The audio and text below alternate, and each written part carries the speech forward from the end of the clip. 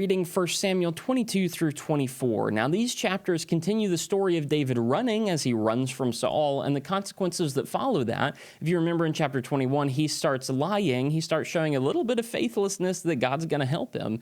And the consequences follow, as we'll pick up in verse 22. We also do see a bit of a confrontation between the two of them, ending in a sort of a peace between them, or at least a momentary one, maybe longer lasting than we often give it credit for.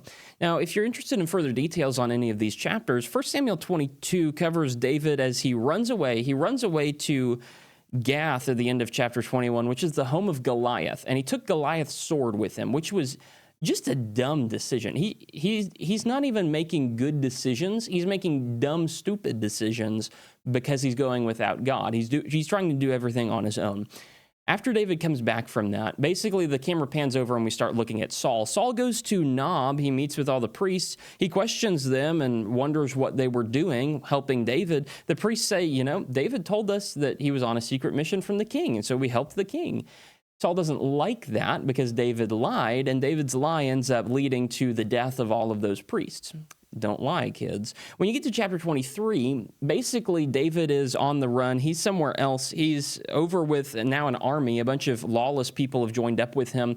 A bunch of people who don't like Saul, like the rebels and the dissidents, they've signed up with David because David also doesn't like Saul. And so they're running away. They end up reporting into this area. They free the city of Israel from Philistine occupation, which is good, but then Saul hears about that and goes out and tries to attack David. Of course, it doesn't work. God protects David.